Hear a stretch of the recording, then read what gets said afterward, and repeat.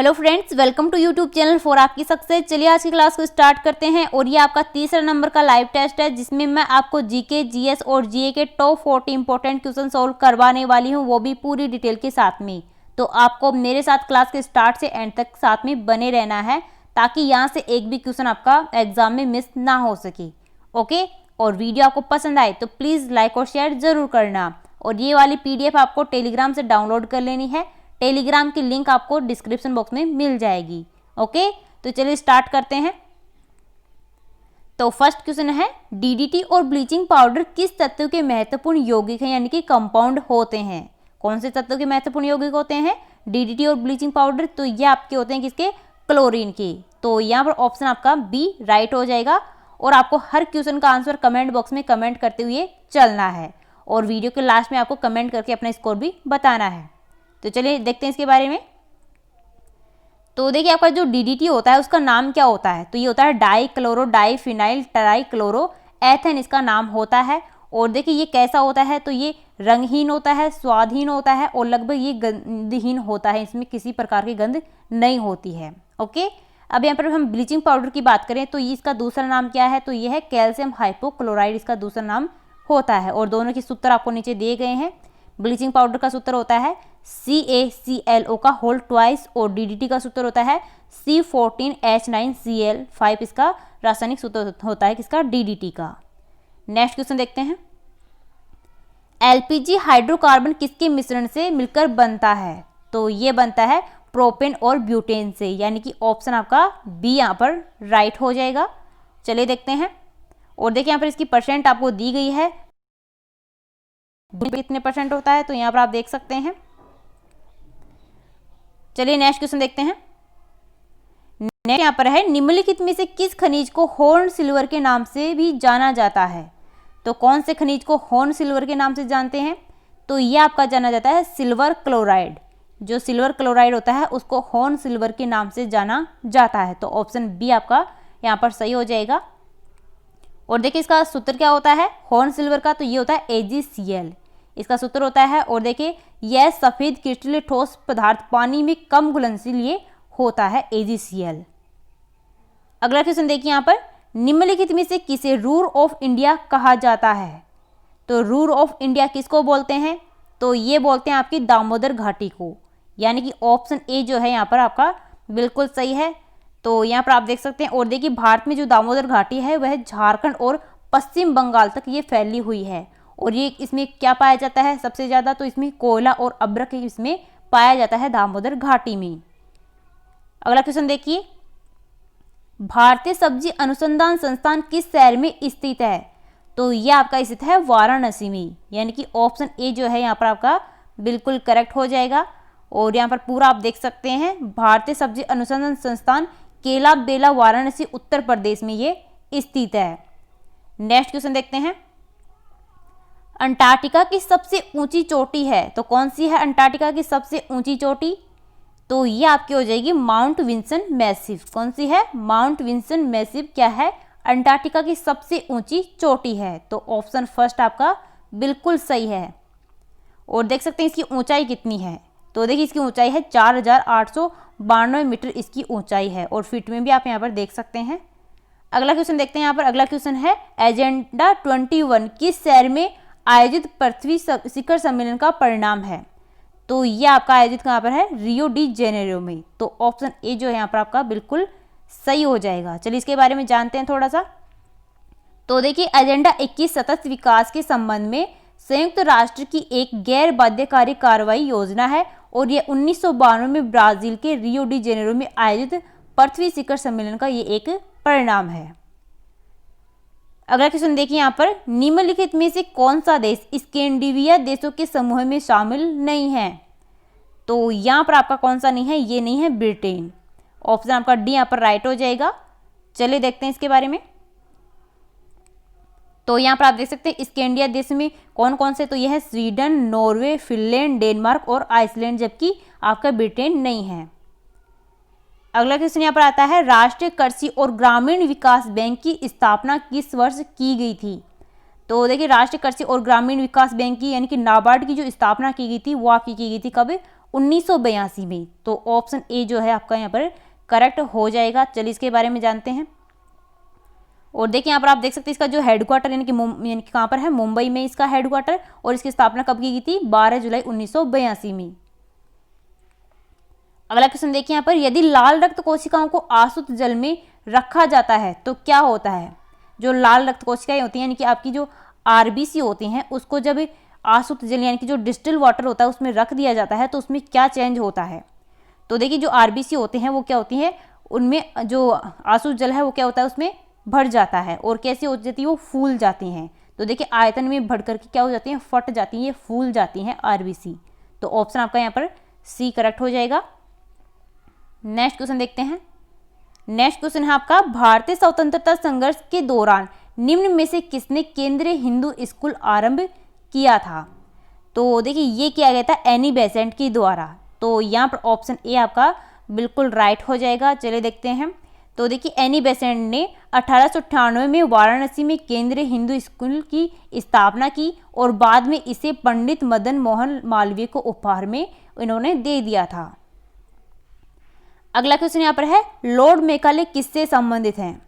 तो Lord Macaulay जो है वो अंग्रेजी शिक्षा से संबंधित हैं। तो यहाँ से ऑप्शन आपका बी करेक्ट हो जाएगा।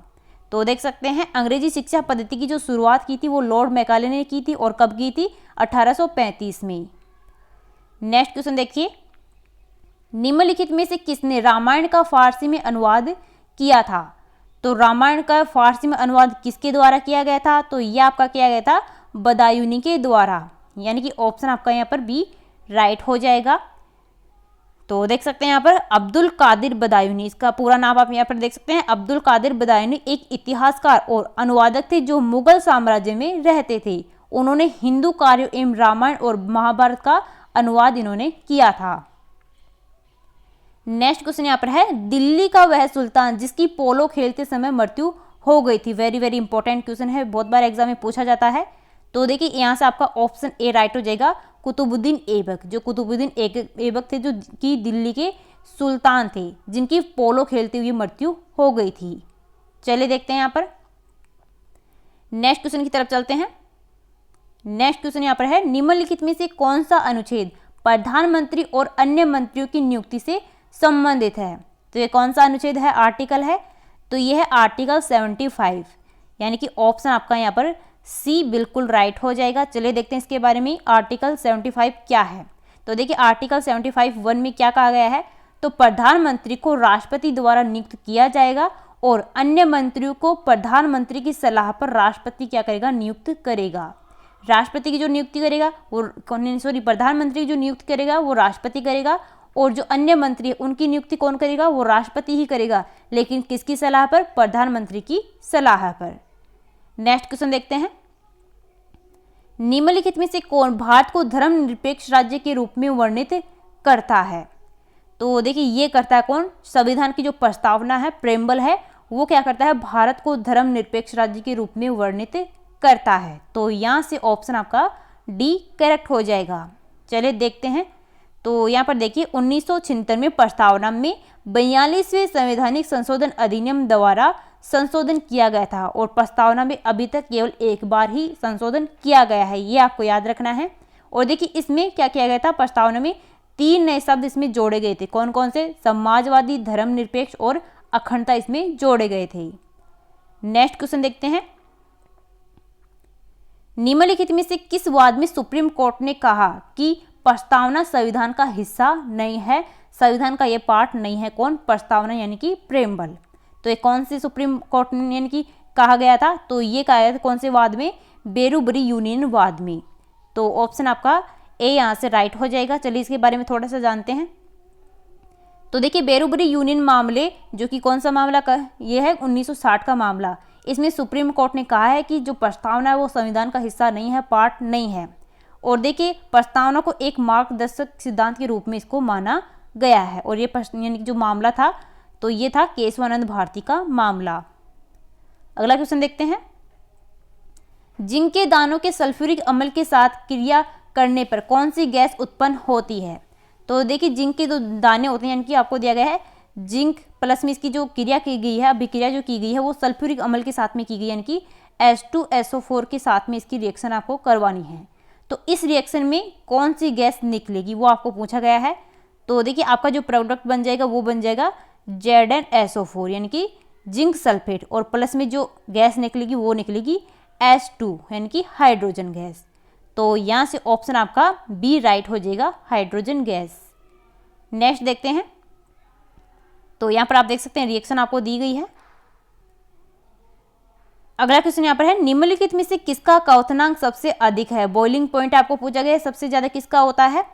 तो ये आपका होता है एसिटिक एमल का, जो आपका एसिडिक एसिड होता है उसका जो क्वथनांक होता है, बॉइलिंग पॉइंट होता है, वो सबसे ज्यादा होता है। तो ऑप्शन ए आपका राइट हो जाएगा। और देखिए यहाँ पर इसका आप रासायनिक सूत्र भी देख सकते हैं। रासायनिक सूत्र क्या होता है एसिटिक एसिड का, तो ये होता है CH3COH, इसका रासायनिक सूत्र होता है, और ये रंगहीन तरल कार्बनिक यौगिक होता है। नेक्स्ट क्वेश्चन है, संविधान सभा की संघीय शक्ति समिति के अध्यक्ष कौन थे। तो संविधान सभा की जो संघीय शक्ति समिति है इसके अध्यक्ष थे कौन, पंडित जवाहरलाल नेहरू। तो यहाँ पर ऑप्शन ए आपका बिल्कुल राइट हो जाएगा। तो चलिए देखते हैं।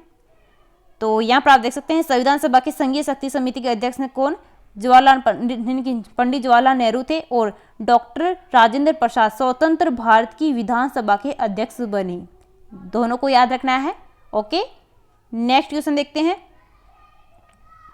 नेक्स्ट क्वेश्चन यहाँ पर है, न्यायिक समीक्षा की अवधारणा किस देश के संविधान से ली गई थी। तो यहाँ पर आपका राइट आंसर हो जाएगा ऑप्शन बी, अमेरिका से। कहाँ से लिया गया है, अमेरिका से।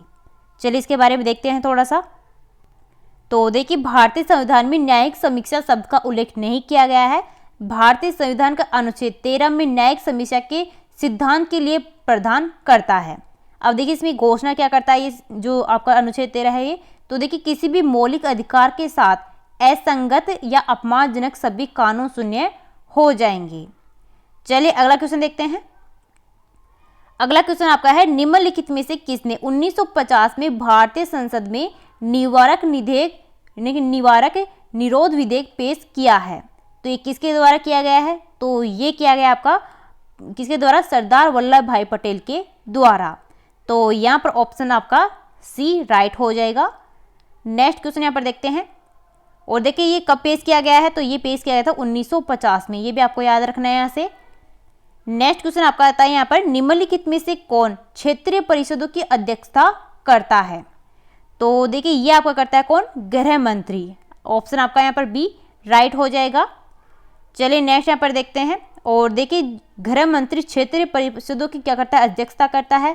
क्षेत्रीय परिषदों की जो स्थापना है ये राज्य पुनर्गठन अधिनियम 1956 के अंतर्गत की गई है। ओके, नेक्स्ट क्वेश्चन आता है आपका यहाँ पर, मानव रक्त का कितना प्रतिशत प्लाज्मा है। तो देखिए जो ह्यूमन ब्लड होता है उसमें आपको प्लाज्मा की परसेंट पूछी गई कितनी होती है, तो ये आपकी होती है 55%। तो ऑप्शन आपका यहाँ पर डी राइट हो जाएगा। नेक्स्ट क्वेश्चन की तरफ चलते हैं। नेक्स्ट क्वेश्चन यहाँ पर है, निम्नलिखित में से कौन मिल्क ऑफ मैग्नीशिया है। किसको बोलते हैं मिल्क ऑफ मैग्नीशिया, तो ये बोला जाता है MgOH यानी कि मैग्नीशियम हाइड्रोक्साइड को। तो यहाँ से ऑप्शन आपका बी बिल्कुल करेक्ट हो जाएगा। ओके, और देखिए ये जो यानी कि MgOH होता है इसको अपच, खट्टी डकार और अम्लता दूर करने के लिए इसका एंटा एसिड के रूप में उपयोग किया जाता है। तो चलिए अब नेक्स्ट क्वेश्चन देखते हैं। नेक्स्ट क्वेश्चन आपका है, जापानी इंसेफ्लाइटिस बीमारी का कारण है। तो देखिए जो जापानी इंसेफ्लाइटिस बीमारी होती है वो किसकी वजह से होती है, तो ये आपके होते हैं वायरस की वजह से। ऑप्शन ए आपका यहाँ पर बिल्कुल सही हो जाएगा। ओके, और देखिए ये किसको प्रभावित करती है, जो जापानीज इंसेफ्लाइटिस होती है वो किसको प्रभावित करती है, तो ये मस्तिष्क को प्रभावित करती है और ये मच्छरों के द्वारा फैलती है। नेक्स्ट क्वेश्चन यहाँ पर देखिए, ट्रिटियम निम्नलिखित में से किस तत्व का आइसोटोप है। तो देखिए जो ट्रिटियम होता है वो किसका आइसोटोप होता है, तो ये आपका होता है हाइड्रोजन का। हाइड्रोजन के 3 आइसोटोप होते हैं, कौन कौन से, प्रोटियम, ड्यूटेरियम और ट्राइटियम। तो ऑप्शन आपका बी यहाँ पर राइट हो जाएगा। और देखिए जो हाइड्रोजन का आइसोटोप होता है ट्रिटियम, ये कैसा होता है, रेडियोधर्मी आइसोटोप ये होता है, इसमें 2 न्यूट्रॉन होते हैं। अगला क्वेश्चन आपका आता है, लेंज का नियम किसके संरक्षण पर आधारित है। तो लेंज का जो नियम है वो आधारित है किस पर, ऊर्जा संरक्षण पर, यानी कि ऑप्शन आपका इसमें सी राइट हो जाएगा। चलिए देखते हैं लेंज का नियम क्या होता है। तो देखिए लेंज के नियम के अनुसार किसी प्रेरित धारा की दिशा हमेशा ऐसी होती है कि वह परिपथ या चुंबकीय क्षेत्र में होने वाले उस परिवर्तन का वो विरोध करती है जिसकी वजह से वो खुद उत्पन्न होती है। तो ये है लेंज का नियम। नेक्स्ट क्वेश्चन यहाँ पर है 2018-19 के लिए राष्ट्रीय किशोर कुमार सम्मान किसे दिया गया है। तो 2018-19 के लिए राष्ट्रीय किशोर कुमार सम्मान ये दिया गया किसको, प्रियदर्शन को। ऑप्शन आपका यहाँ पर सी बिल्कुल सही है। चलिए नेक्स्ट क्वेश्चन देखते हैं। किस राज्य सरकार ने लॉकडाउन के दौरान आवश्यक सेवाओं में शामिल लोगों के लिए ई पास जारी करने के लिए प्रज्ञाम नामक एक मोबाइल एप्लीकेशन लॉन्च किया है। तो ये कौन सी राज्य सरकार के द्वारा लॉन्च किया गया इस एप्लीकेशन को, तो ये लॉन्च किया गया है किसके द्वारा, आपके झारखंड राज्य के द्वारा। तो यहाँ पर ऑप्शन आपका सी जो है आपका बिल्कुल सही हो जाएगा। चलिए इसके बारे में थोड़ा सा जानते हैं। तो देखिए इस एंड्रॉयड आधारित एप्लीकेशन के माध्यम से दस्तावेजों को सत्यापित करने और अपलोड करने के बाद में जिला परिवहन अधिकारी ई पास जारी करेंगे।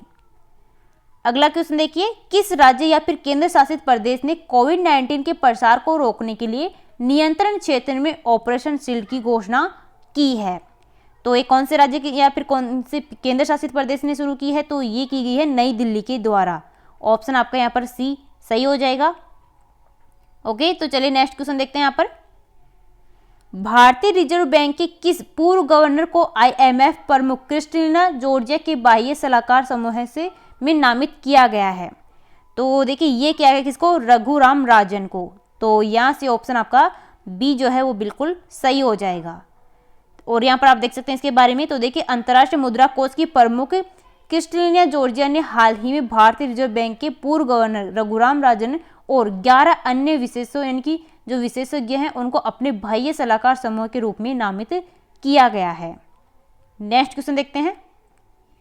हाल ही में शांति हीरानंद का निधन हो गया, वो एक डैश थी। तो क्या थी शांति हीरानंद जिनका हाल ही में निधन हो गया है, तो ये एक शास्त्रीय गायक थी। ऑप्शन आपका यहाँ पर सी सही हो जाएगा। नेक्स्ट क्वेश्चन की तरफ चलते हैं। विश्व स्वास्थ्य संगठन ने विश्व चेगस दिवस की तारीख मनाया था। तो देखिए जो विश्व चेगस दिवस है ये कब मनाया गया था, आपको पूछा गया है विश्व स्वास्थ्य संगठन के द्वारा। तो ये मनाया गया आपका 14 अप्रैल को, यानी कि ऑप्शन आपका सी यहाँ से बिल्कुल राइट हो जाएगा। और इसके बारे में आप यहाँ पर पूरा देख सकते हैं क्यों मनाया जाता है इसको। तो देखिए 14 अप्रैल को परजीवी के कारण होने वाली संक्रामक बीमारियों के बारे में जागरूकता फैलाने के लिए इसको हमेशा 14 अप्रैल को मनाया जाता है विश्व चेगस दिवस। नेक्स्ट क्वेश्चन देखते हैं। लॉन्ग रेंज फोरकास्ट जिसे हाल ही में खबरों में देखा गया था का उपयोग किस पैरामीटर की भविष्यवाणी करने के लिए किया जाता है। तो देखिए इसका यूज किया जाता था किसके लिए, मानसून वर्षा के लिए पता लगाने के लिए इसका यूज किया जाता है। तो ऑप्शन आपका यहाँ पर सी राइट हो जाएगा। चलिए नेक्स्ट क्वेश्चन देखते हैं। कोविड-19 के प्रसार को रोकने के लिए किस राज्य या फिर केंद्र शासित प्रदेश ने असेस कोरोना एप्लीकेशन लॉन्च किया है। तो ये कौन से राज्य या फिर केंद्र शासित प्रदेश के द्वारा लॉन्च किया गया इस एप्लीकेशन को, तो यहाँ पर आपका राइट आंसर हो जाएगा दिल्ली। ऑप्शन आपका यहाँ पर सी बिल्कुल सही है। अब देखिए इसके बारे में थोड़ा सा हम जानते हैं यहाँ पर। तो देखिए दिल्ली सरकार ने असेस कोरोना नामक एक नया एप्लीकेशन लॉन्च किया गया है और अपने अधिकारियों को डोर टू डोर सर्वेक्षण करने के लिए नए ऐप का उपयोग करने का निर्देश भी दिया गया है। अगला क्वेश्चन यहाँ पर है, स्वामित्व योजना किस केंद्रीय मंत्रालय की एक नई पहल है। तो ये आपकी है पंचायती राज मंत्रालय की एक नई पहल है। कौन सी, स्वामित्व योजना। तो यहाँ से ऑप्शन आपका सी बिल्कुल सही है। और इसके बारे में आप पूरा यहाँ पर पढ़ सकते हैं।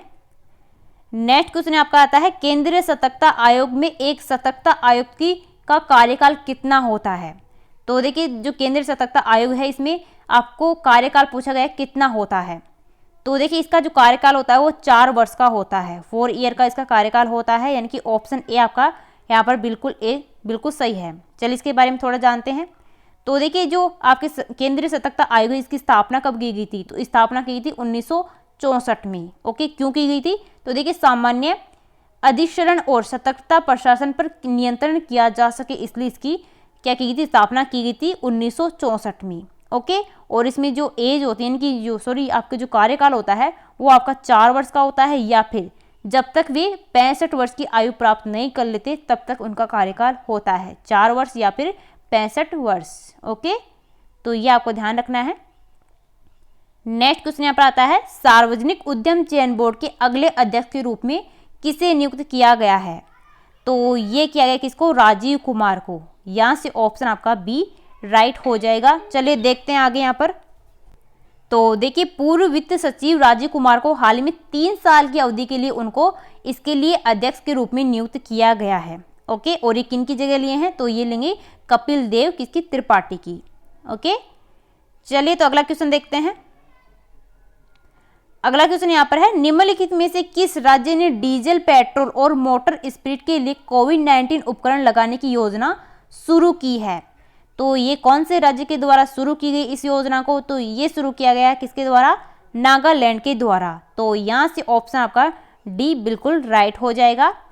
तो देख सकते हैं यहाँ पर आप। और देखिए, इसने 28 अप्रैल की रात से डीजल के लिए 5 रुपये प्रति लीटर और पेट्रोल और मोटर स्पिरिट के लिए 6 रुपये का उपकरण यहाँ पर लगाया गया है नागालैंड के द्वारा। तो ये आपको यहाँ से ध्यान रखना है।